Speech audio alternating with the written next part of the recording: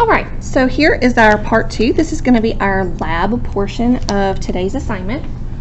So what we're going to do is we're going to create our own little model of a watershed. So the first thing that our instructions ask us to do is to draw 3 green and 3 red or pink man-made features with our washable markers. So I'm going to draw, anybody like SeaWorld? I'm going to draw SeaWorld, right?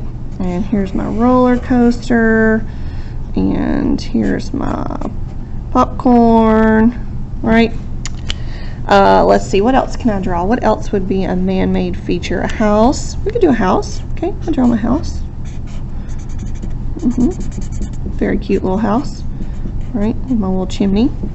Not very often in Texas that we find chimneys.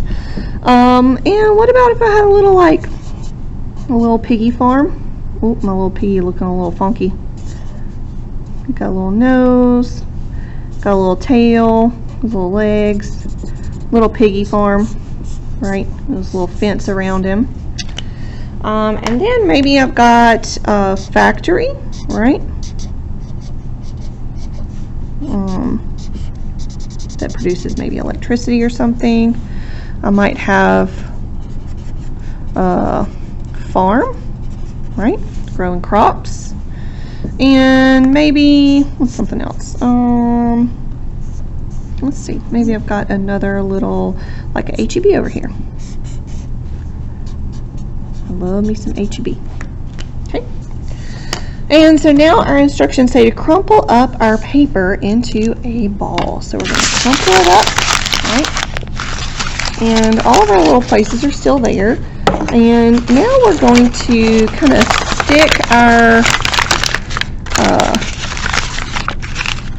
paper in our tray. Right? So let's see if I can zoom out just a little bit.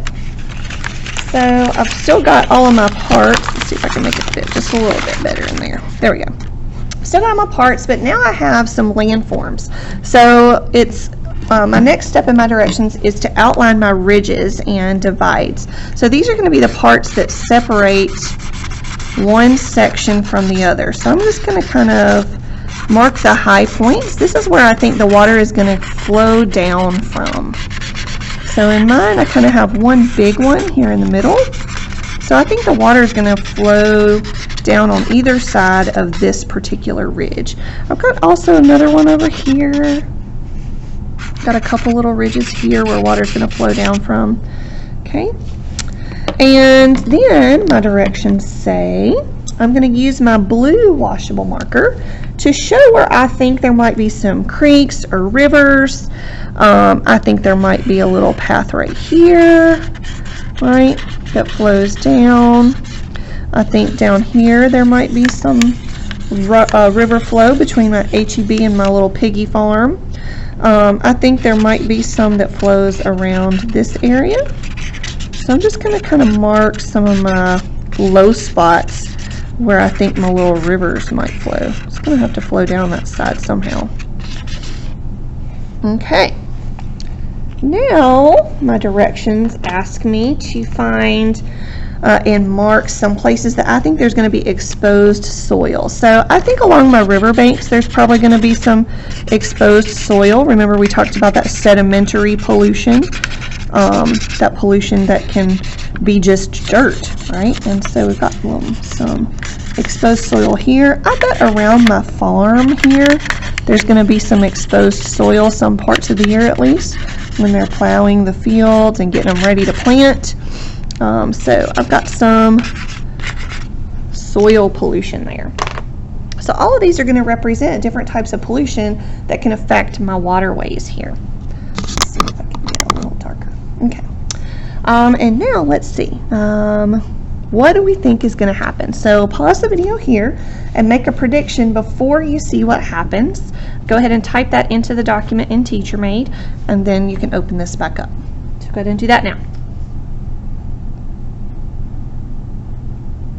All right, so now we're going to simulate a storm. So we're going to spray some water on our watershed and see how that affects the places in our little area. So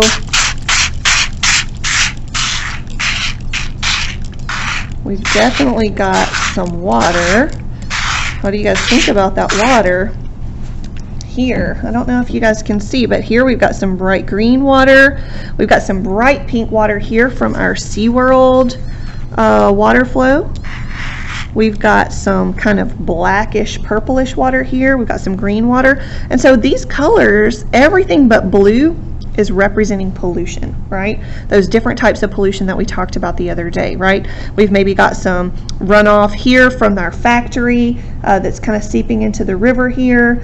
We've got lots of runoff here from soil. We've got some brown, we've got some green, we've got some red from our little pig farm.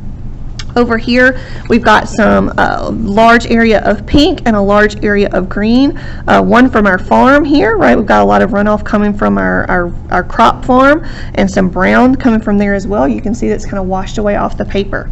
So you're going to write and tell me if your hypothesis was proven or disproven, right? We want to use good science words, not bad science words. Right, wrong, good, bad. Those are not science words that we want to use. We want to use it was proven, what types of pollution do you see, what colors did the water turn, how do you think the waterways were impacted here. Now as it sat for a minute, you can see that some of this water is seeping through into the groundwater. Now do you think that that pollution is going to stay on the surface, or is it going to actually seep into the groundwater too? Write about that in your conclusion as well. I hope you guys have a great day, and this lets you see a little bit more about how watersheds can impact water that we drink, and water that we use, and water that other plants and animals rely on. Have a fantastic day.